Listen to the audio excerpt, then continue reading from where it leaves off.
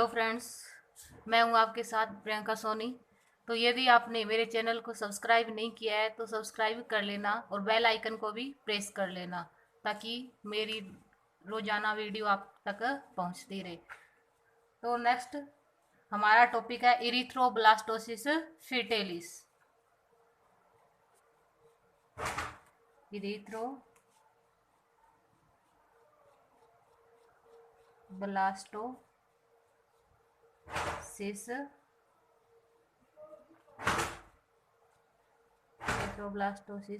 Fetalis fetalis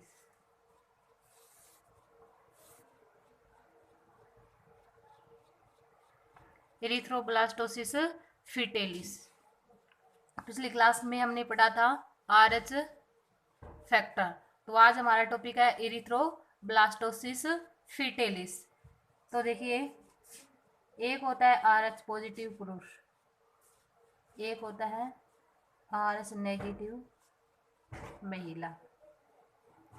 यदि RH positive पुरुष की शादी, ध्यान से सुनिएगा, यदि RH पॉजिटिव पुरुष की शादी RH नेगेटिव महिला के साथ करवा दी जाए तो पहली संतान होगी वो क्या होगी? RH पॉजिटिव होगी। पहली संतान क्या होगी? RH पॉजिटिव होगी और क्या होगी? स्वस्थ होगी। तो देखिए, यदि RH पॉजिटिव पुरुष की शादी यदि RH नेगेटिव महिला के साथ करवा दी जाए तो पहली संतान होगी वो क्या होगी? RH पॉजिटिव और स्वस्थ होगी। लेकिन इस पहली गर्भावस्था, इसको क्या बोल सकते हैं? पहली गर्भावस्था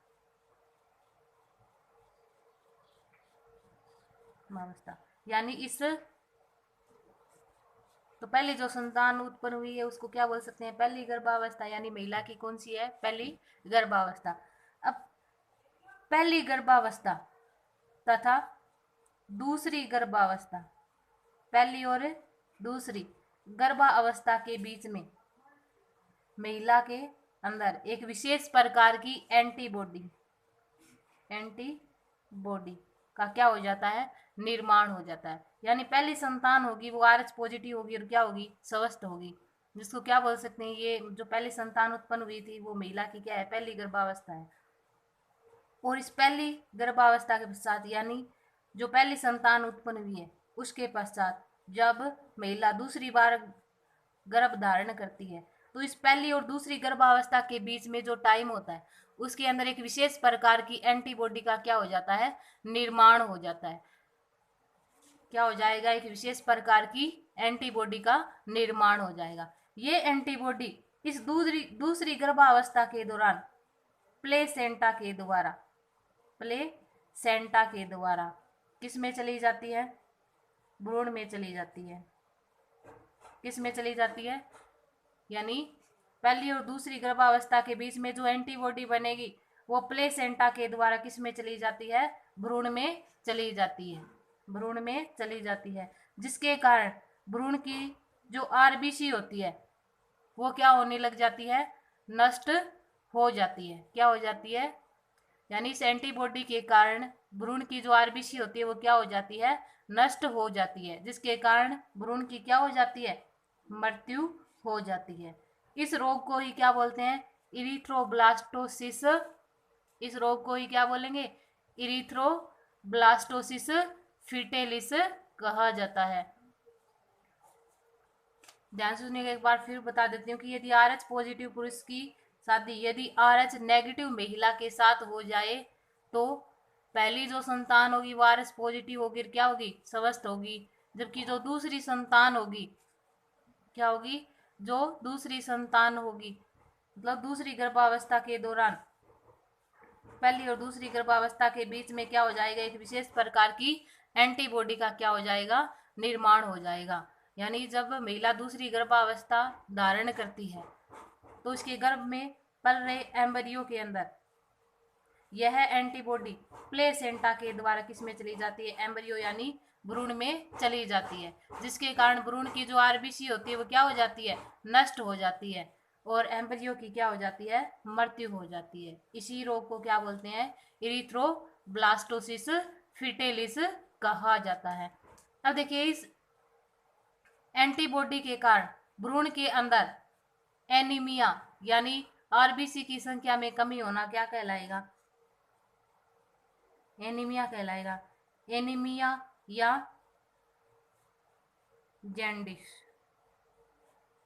जैंडिस रोग हो जाता है। ध्यान से सुनिए कि भ्रूण की जो मृत्यु हुई थी उसको क्या बोला था, इरिथ्रोब्लास्टोसिस फिटेलिस।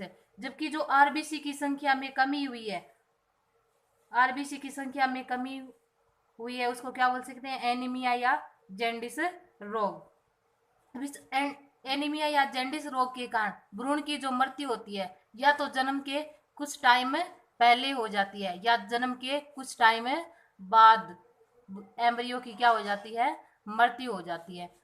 अब देखिए, इस इरिथ्रोब्लास्टोसिस फिटेलिस का बचाव किस प्रकार किया जा सकता है। तो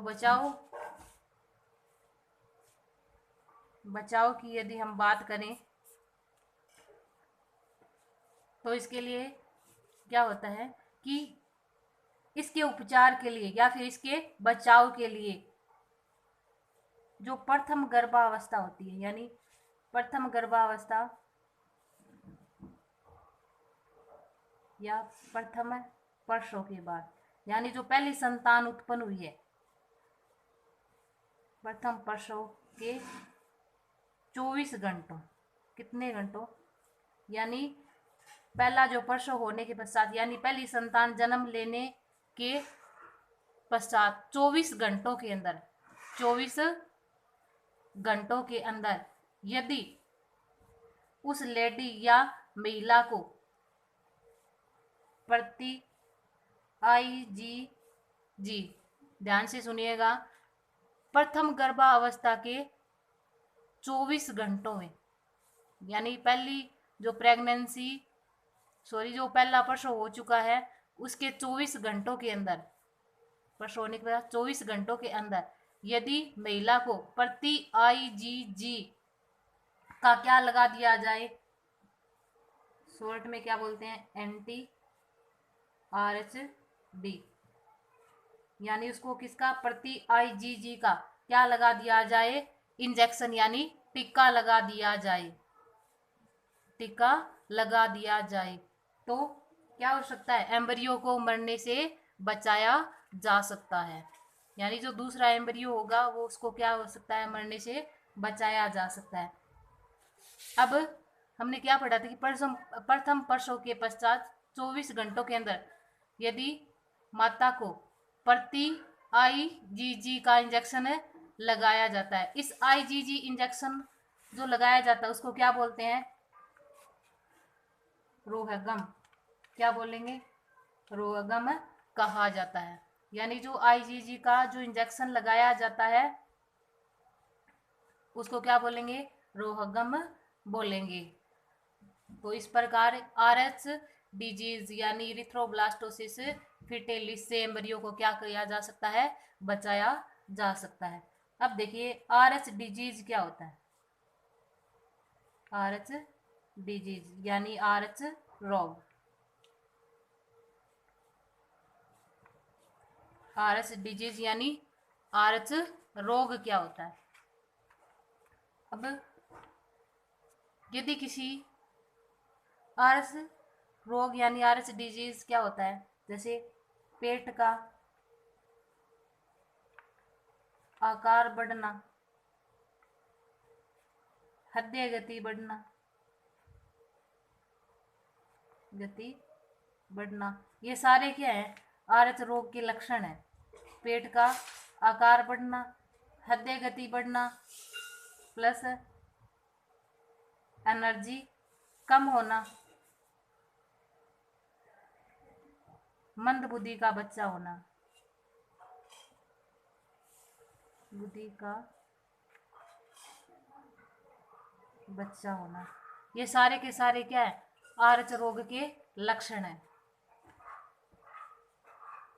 क्या है, ये सारे के सारे आरएच रोग के लक्षण है।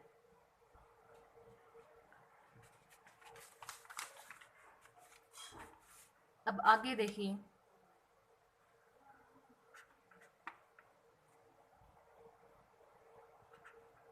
कि आपने पढ़ा था कि नोट लगा के फिर से दोबारा से बता रही हूँ कि जो ए बी पॉजिटिव होता है वो क्या होता है,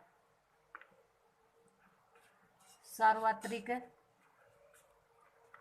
ग्राही होता है, जबकि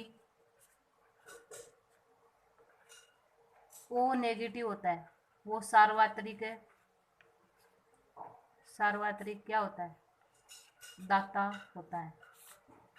ए बी पॉजिटिव क्या होता है, आपसे पूछ लिया जाए कि सार्वत्रिक, ऐसे पूछे यदि एग्जाम में क्वेश्चन आए कि सार्वत्रिक दाता कौन होता है, सार्वत्रिक ग्राही कौन होता है, तो क्या लिखोगे आप, ए बी लिखोगे। मतलब एक ही ऑप्शन हो ए बी का तो क्या लिखोगे, ए बी लिखोगे। और यदि दो ऑप्शन मिल जाए आपको, ए बी नेगेटिव भी मिल जाए और ए बी क्या मिल जाए, पॉजिटिव, तो आप क्या लिखोगे कि सार्वत्रिक ग्राही होता है वो क्या होता है, ए बी पॉजिटिव होता है। जबकि सार्वत्रिक जो दाता होता है वो क्या माना जाता है, ओ माना जाता है। लेकिन आपसे एक ही ऑप्शन हो केवल तो क्या होगा, ओ होगा। और यदि ओ पॉजिटिव तथा ओ नेगेटिव एग्जाम में दोनों ऑप्शन हो तो क्या होगा, ओ नेगेटिव होगा। क्योंकि ओ नेगेटिव ब्लड ग्रुप वाला जो व्यक्ति होता है वो ओ नेगेटिव ब्लड ग्रुप वाले व्यक्ति से ब्लड ले सकता है। ध्यान से सुनिएगा कि ओ नेगेटिव होता है वो केवल ओ नेगेटिव ब्लड ग्रुप वाले व्यक्ति से ब्लड ले सकता है, लेकिन दे सभी को सकता है, दे सभी को सकता है, लेकिन ले किससे सकता है, ओ नेगेटिव से सकता है। अब देखिए क्या कारण है कि ओ नेगेटिव है, वो क्या है, सार्वत्रिक दाता है। तो मान लीजिए ये ओ नेगेटिव है, क्या ये ओ नेगेटिव है, यदि इसको पॉजिटिव वाले का क्या दे दिया जाए, ब्लड दे दिया जाए, क्या दे दिया जाए, ब्लड दे दिया जाए, तो जैसे ही ब्लड ग्रुप ओ पॉजिटिव वाले व्यक्ति का ब्लड ग्रुप ओ नेगेटिव वाले व्यक्ति के अंदर क्या किया जाए, स्थानांतरित किया जाए। स्थानांतरित कर जैसे इसमें स्थानांतरित किया जाता है तो ओ नेगेटिव ब्लड ग्रुप वाले व्यक्ति के अंदर एक विशेष प्रकार की एंटीबॉडी क्या बन जाती है, कि विशेष प्रकार की एंटीबॉडी उत्पन्न हो जाती है, जिसको IgG से भी शो कर सकते हैं। ध्यान से सुनिएगा, यदि ओ पॉजिटिव वाले व्यक्ति का ब्लड ओ नेगेटिव वाले को दे दिया जाए तो ओ नेगेटिव ब्लड ग्रुप वाला जो व्यक्ति है उसके अंदर एक विशेष प्रकार की एंटीबॉडी का क्या हो जाता है, निर्माण हो जाता है। अब जैसे ये एंटीबॉडी ओ नेगेटिव वाले जो ओ नेगेटिव ब्लड ग्रुप वाले व्यक्ति के अंदर बनेगी तो इसकी जो आरबीसी होती है, आरबीसी होती है उसका क्या हो जाता है, गुच्छन हो जाता है, क्या हो जाता है, गुच्छन हो जाता है। और ऑक्सीजन का क्या हो जाता है, परिवहन क्या हो जाएगा, रुक जाएगा, जिसके कारण मनुष्य की क्या हो जाती है, मृत्यु हो जाती है। इस कारण ओ नेगेटिव वाला जो व्यक्ति होता है वो ओ नेगेटिव से ब्लड ले सकता है, लेकिन पॉजिटिव वाले से कभी भी ब्लड नहीं ले सकता, लेकिन दे क्या सकता है, सभी को दे सकता है। इसलिए इसको क्या बोलते हैं, ओ नेगेटिव ब्लड ग्रुप वाले व्यक्ति को सार्वत्रिक दाता कहा जाता है। जबकि ए पॉजिटिव होता है वो क्या होता है, सार्वत्रिक ग्राही होता है। तो समझ में आ गया ना कि ओ नेगेटिव सार्वत्रिक दाता कैसे होता है और ए बी पॉजिटिव क्या होता है, सार्वत्रिक ग्राही कैसे होता है।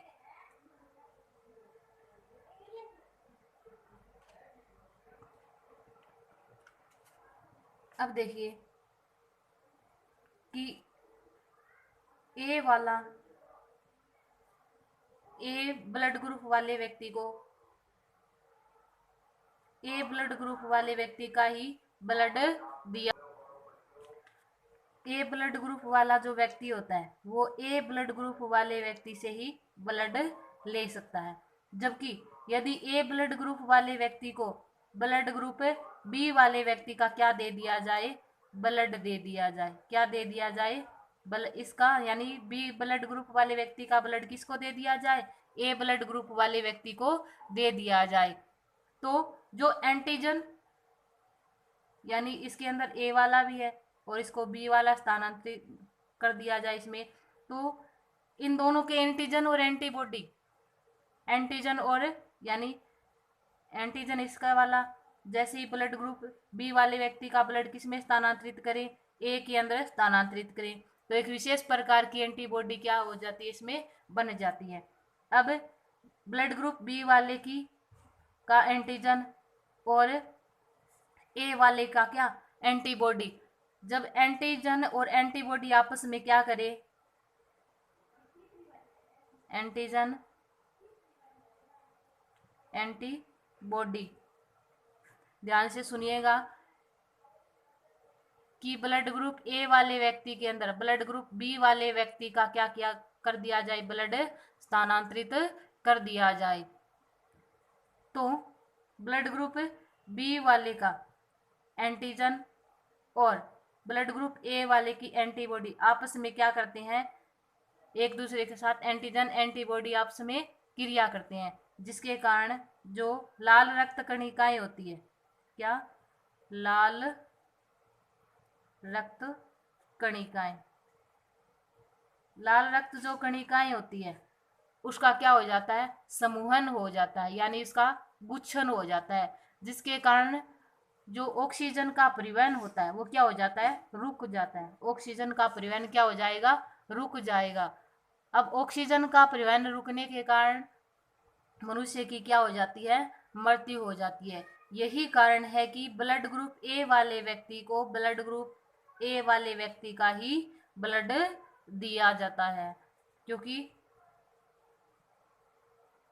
इसके अंदर एंटीजन ए है और एंटीबॉडी बी, इसके अंदर क्या है, एंटीजन ए एंटीबॉडी बी, दोनों एंटीजन समान है और एंटीबॉडी समान है। अभी यहां तक आप लोगों को समझ में आ गया होगा। अब आगे बात करते हैं inheritance of blood group in man, inheritance of blood group in man, inheritance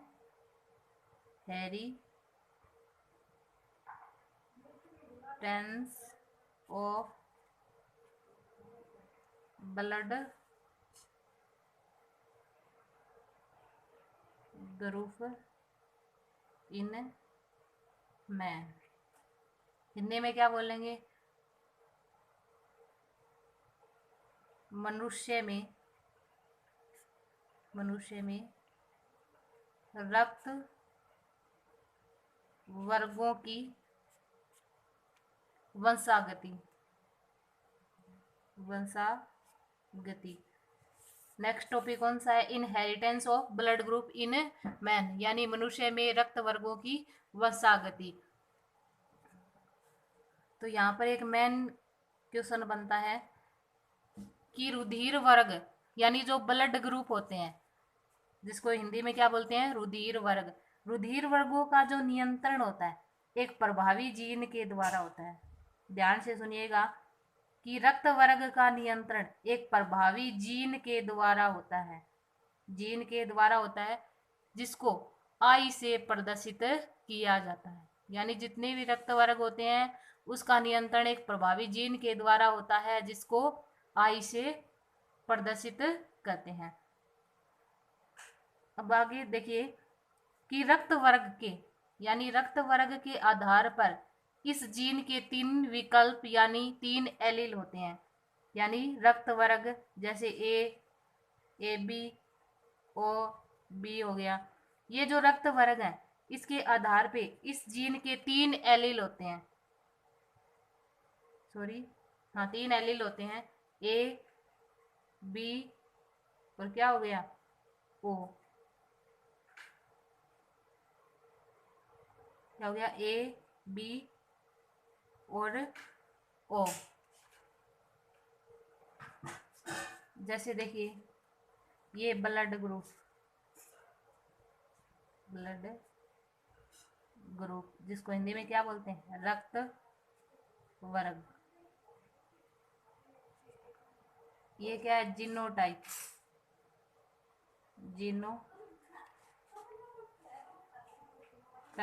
यानी जीनी प्रारूप। ब्लड ग्रुप मान लीजिए ए है, बी, ए बी और क्या हो गया, ओ हो गया। तो इसका जीनी प्रारूप क्या होगा, आई ए, या इसको आई ओ से शो कर सकते हैं। जैसे ब्लड ग्रुप क्या हो गया, बी हो गया, तो इसका जीनी प्रारूप क्या होगा, आई बी हो गया,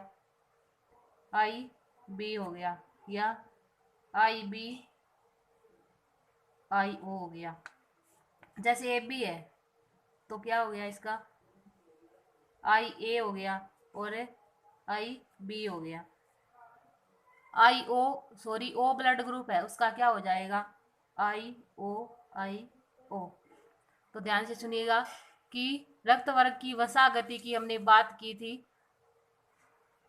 तो मनुष्य के अंदर रक्त वर्ग का नियंत्रण एक प्रभावी जीन के द्वारा होता है। मैन इंपॉर्टेंट क्वेश्चन है, ध्यान से सुन लीजिएगा कि रक्त वर्ग का नियंत्रण एक प्रभावी जीन के द्वारा होता है जिसको आई से प्रदर्शित करते हैं। और ब्लड ग्रुप के आधार पे इसके निम्न एलील हो सकते हैं। जैसे ब्लड ग्रुप क्या है, ए है, तो इसका जीनी प्रारूप क्या होगा, आई ए या आई ए ओ। ब्लड ग्रुप बी है तो इसका क्या हो जाएगा, आई बी या आई B I O. A B हो गया तो क्या हो गया, आई ए आई बी, और ओ है तो उसका आई ओ आई ओ। अब देखिए कि ये माता है और ये क्या है, पिता है। ये क्या है, माता, और ये क्या है, पिता। इसका ब्लड ग्रुप बी है और इसका ब्लड ग्रुप क्या है, मान लीजिए ए बी है। वंशागति की बात हो रही है तो देखिए माता का ब्लड ग्रुप क्या है, बी, और पिता का क्या है, ए बी। तो इसका जीनी प्रारूप आप लोगों को पता ही है, क्या होगा, आई बी आई ओ। इसका क्या हो जाएगा, आई ए और आई बी। अब देखिए यदि आई बी का संकरण किसके साथ करवाया जाए, आई ए के साथ, फिर किसके साथ करवाएं, इसका आई बी के साथ। आई बी का किसके साथ करवाया, आई ए के साथ, तो क्या बन गया, आई बी आई ए। अब आई बी का आई बी के साथ करवाया, आई बी। अब देखिए कि आई ओ का आई ए के साथ करवाया जाए तो क्या हो जाएगा, आई ओ आई ए।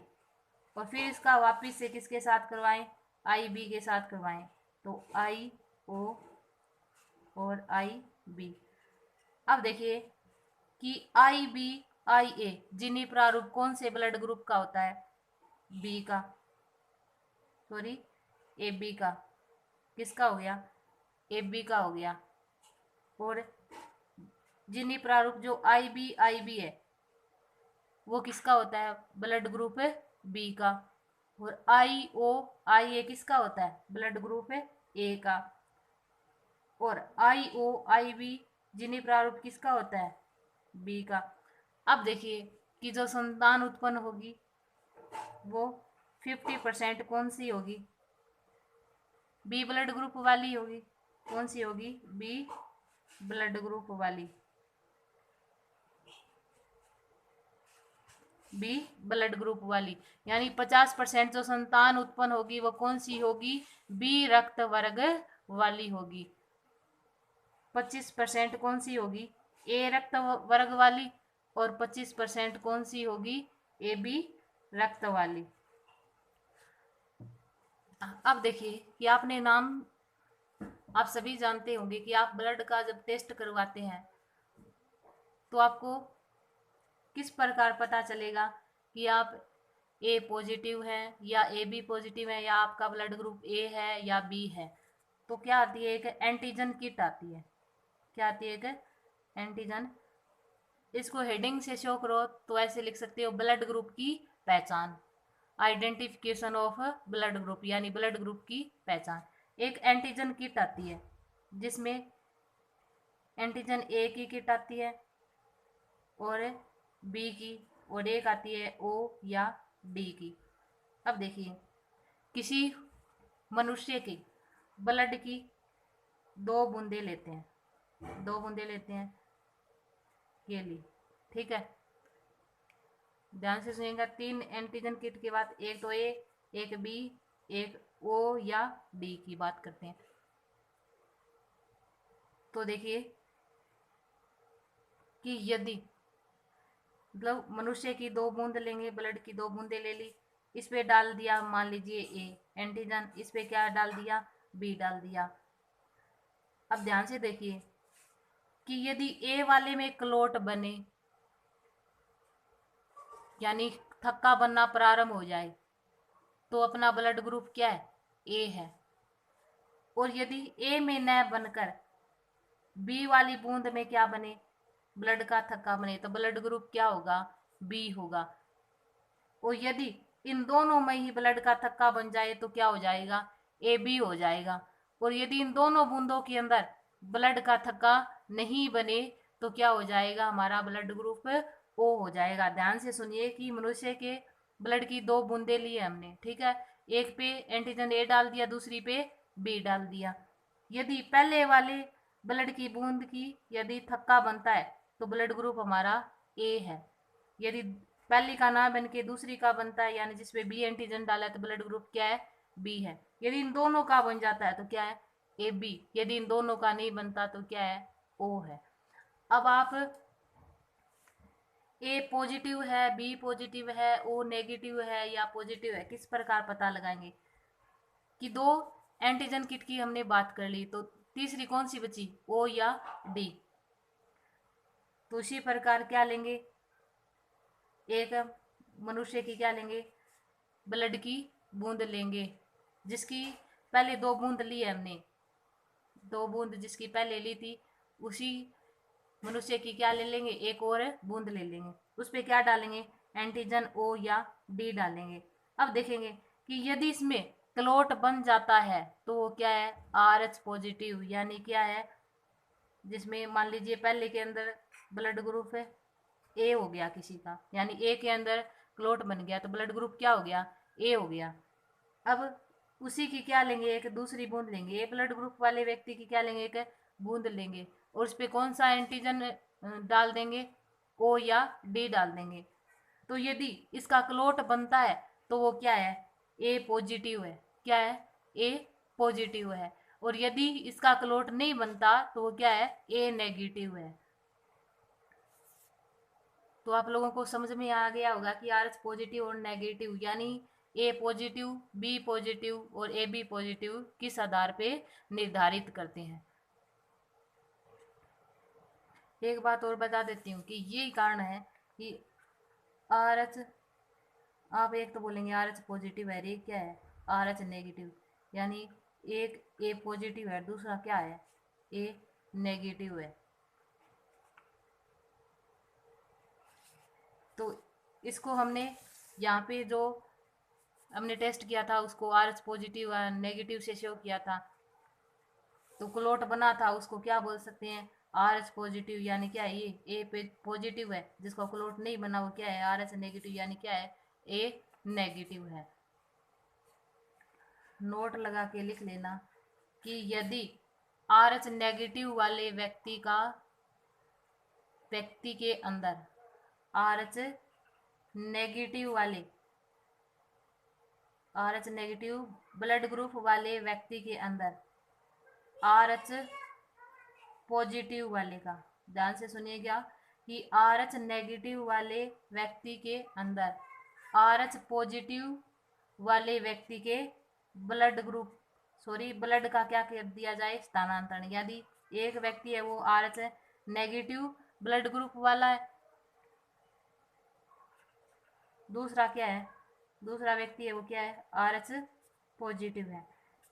यदि इस व्यक्ति के अंदर इस वाले व्यक्ति के ब्लड का क्या कर दिया जाए, स्थानांतरण कर दिया जाए, तो इस एंटीजन के प्रति यानी इस ब्लड ग्रुप में जो एंटीजन है उसके प्रति इसमें क्या बन जाती है, आर एस नेगेटिव वाले व्यक्ति के अंदर एक एंटीबॉडी बन जाती है। क्या बन जाती है, एक एंटीबॉडी बन जाएगी। यानी आर एस नेगेटिव वाले व्यक्ति के अंदर क्या बन जाती है, एक विशेष प्रकार की एंटीबॉडी बन जाती है।